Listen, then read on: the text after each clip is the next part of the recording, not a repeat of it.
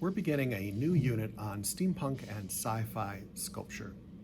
So what is sci-fi and what is steampunk? Well, sci-fi is short for science fiction, and it's this idea or genre that is looking forward to the future, things that are impossible now but might be possible in the future. But sometimes it circles around like travel in outer space, time travel, and life on other planets. Steampunk is a subgenre of sci-fi, and it connects things from the Victorian era to things in the future. And it's this idea of steam-driven technology that's used in that particular aesthetic, which is very popular today. So what are you going to be doing? Well, students are going to be disassembling computers and technology and equipment and recycling these items into inventions that look like they have some purpose that would fit into a steampunk or sci-fi universe. A vocabulary word you should be aware of is greebly or nerney, and that is a detail that is added onto a sculpture or surface to make it appear more complex and visually more interesting. It usually gives the viewer or the audience the impression that something is much larger than it actually is when we're talking about spaceships. So what can you make? A cosmic wave generator, a wormhole portal, shield generators, voice box manipulators, time portals, futuristic medical devices, just about anything that you can kind of imagine. Mechanisms should look like they could actually do something. Items can be standalone, like in the previous slide, or wearable, like this one. It's a simple garden glove that has all of these embellishments on it. Though many supplies will be provided, to exceed expectations, students need to bring in old mechanical items that can be disassembled in class. You can either use the item or donate the item for other students to use. This would include like non-functional radios, digital cameras, CD, DVD players, even vacuum cleaners have interesting mechanics inside of them. These should be non-working things, and you should always ask your parents' permission to donate these items for our class project.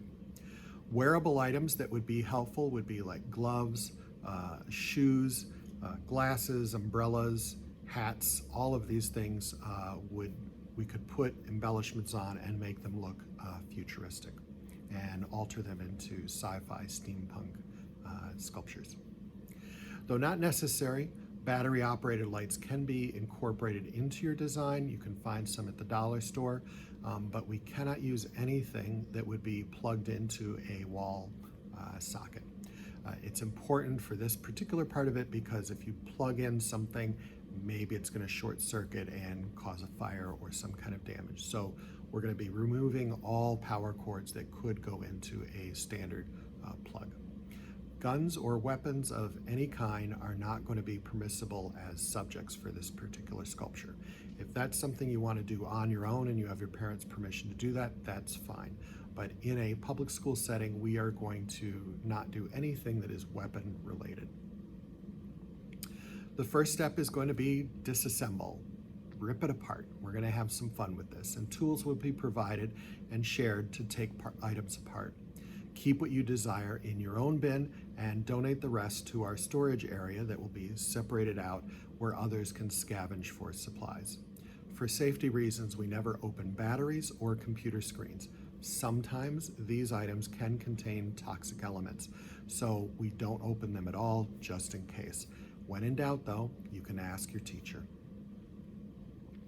Safety is going to be our #1 priority.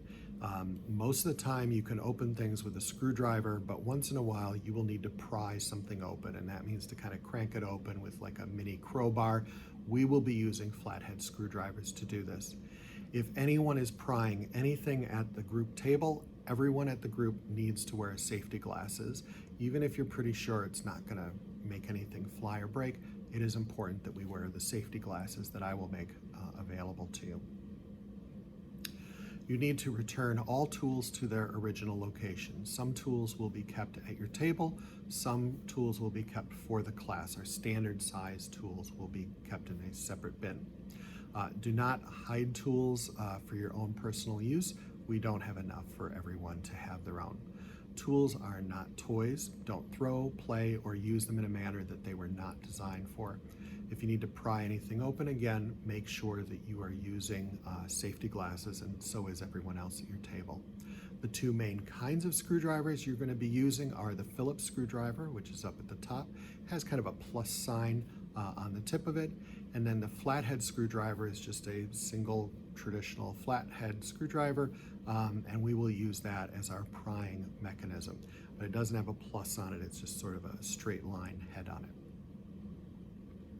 We will have additional screwdrivers that are called Torx head screwdrivers. They almost have a star on the tip of them.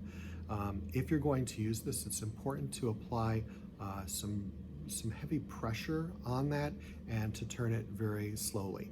When you do it too quickly or without enough pressure, you can strip the screw and then it will never come out. And then we need to pry. And again, whenever you pry something, it's possible that things could kind of break as you do that. So it's important to try and do things the right way the first time. So for our design strategy, do not come to this with a specific idea in mind. You will be frustrated very quickly. So if you think to yourself, oh, I want to make a robot rabbit, you will not be able to make a robot rabbit. If you were doing this as kind of a full-time job, you would have a whole studio full of stuff, and yes, you could make a robot rabbit. But we're pretty limited with what we have today and what you're going to be bringing in. A better strategy is to take apart all of the components that you can, save anything that looks kind of cool or nifty in your bin, and then we'll start to have kind of playtime where you will think of these items as Legos and start to assemble them together, and then you'll look at it and decide what it could be.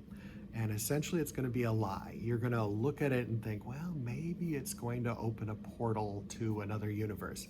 Great. So that's going to be the better way for you to approach this. I will also be providing wire, foil, mesh, and other items to enhance your mechanisms. You can see the one off to the side here has wires that connect one part to another. It makes it feel like it's real, that it's purposeful, that it can actually do something. You'll also be putting these together with several different kinds of items like hot glue, modeling cement, duct tape, the nuts and bolts that you have taken apart from your sculptures. Those can all be used to assemble your sculpture.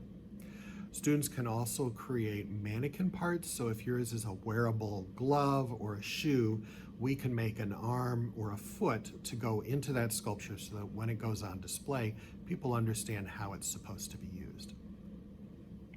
This assignment will have a 4-part written and graded component at its conclusion. So you can see an example of it here over my shoulder. So the 4 parts that you're going to be creating are a Latin title. That's common for scientific instruments and animals to be named in their Latin. So we'll go to Google Translate and translate your idea into Latin. Part 2 is the English title in parentheses. Part 3 is you as the artist, so it's by, and you can say invented by and then put in your name. The 4th part is your written description. So you'll write a paragraph or 2, essentially a lie, and then you'll go to a website called csgenerator.com, and that's a complicated sentence generator. So you'll put in your text, hit the generator button, and then you'll copy and paste what it creates for you. So it uses this thesaurus algorithm to make your work sound more complicated than it really needs to be, but that adds to the fun of this particular project. We're going to put these into a Google document and print them, and then they will be displayed next to your work so that people can see a little bit more about what it is that you've created there. Here's an example of a project. This one is a medical device, and that silver sphere can be placed on top of a hand or on top of the head. Maybe it can read dreams, but we can kind of have some fun with this. It looks like it could do something. You can see that wires are connecting the different parts. It's organized in a way that feels like, that could do something.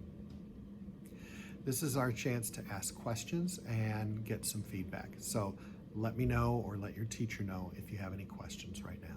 Thank you.